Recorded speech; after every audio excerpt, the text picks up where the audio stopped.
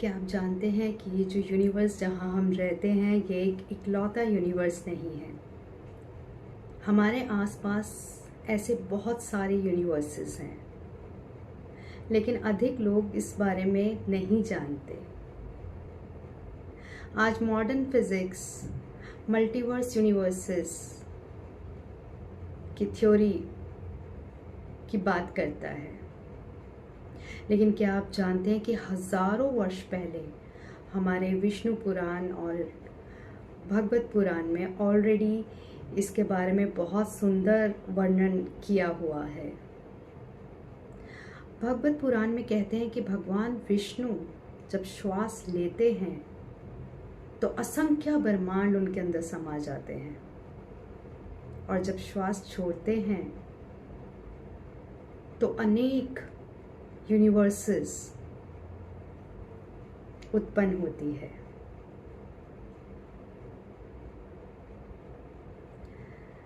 क्या साइंस इसे cosmic cycle of creation and dissolution नहीं कहती? भगवत पुराण में एक जगह पे ऐसा बताया गया है कि एक बार जो ब्रह्मा हैं, हमारे यूनिवर्स के ब्रह्मा हैं, ब्रह्मदेव हैं, वो श्री कृष्ण के दर्शन के लिए गए। जब वहाँ पहुँचे तो उन्होंने देखा कि अनेकों ब्रह्मा वहाँ पे है, बहुत सारे ब्रह्मदेव हैं वहाँ पे। तब उन्हें इस बात का पता चला कि जिसको वो विशाल यूनिवर्स समझ रहे थे वो तो इस अनंत सृष्टि का एक छोटा सा अंश है।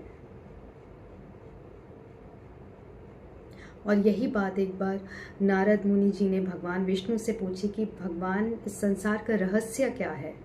तो उन्होंने कहा कि जो संसार है ये अनंत सृष्टि का, विशाल सृष्टि का एक बहुत छोटा सा अंश है।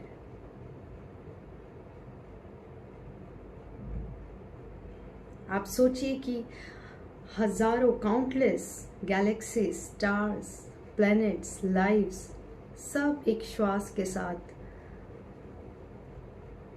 उत्पन्न, उनकी उत्पत्ति होना और मिट जाना, इसी को साइंस जो है वो कॉस्मिक साइकिल ऑफ, जैसा कि मैंने कहा, cosmic cycle of creation and dissolution कहती है। अब बात मॉडर्न साइंस की करते हैं तो 1980 में एक जो फिजिसिस्ट ऑन्ड्रे लिंडे ने एटर्नल इन्फ्लेशन थ्योरी दी, जिसमें उन्होंने कहा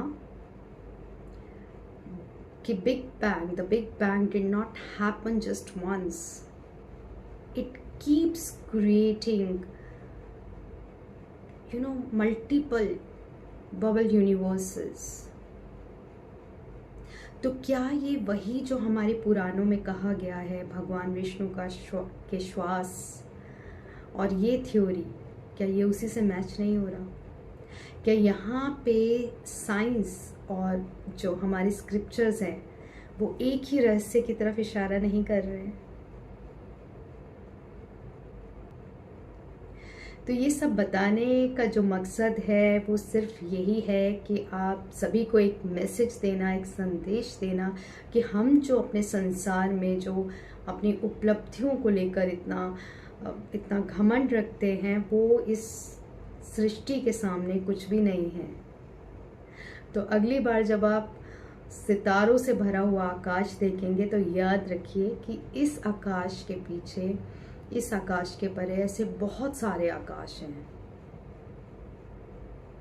और उन सब आकाशों के परे क्या है?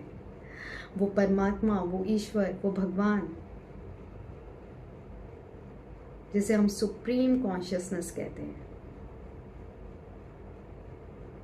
जब आप इस भाव और इस चेतना के साथ, इस अवेयरनेस के साथ जब आप जिंदगी को जिएंगे तो डेफिनेटली आपकी लाइफ का जो अर्थ है, जो मीनिंग है, वो बिल्कुल बदल जाएगा। मैं सभी से कहना चाहूँगी कि रोज़ थोड़ा समय निकालें, ध्यान करें, मंत्र जाप कीजिए, सिमरन कीजिए, भक्ति कीजिए, जो भी मार्ग आपको अच्छा लगता है, लेकिन अपना लक्ष्य यही रखिए कि वो जो विशाल ऊर्जा है, जो अनंत ऊर्जा है, उसी में एक हो जाना है, उसी में विलीन हो जाना है।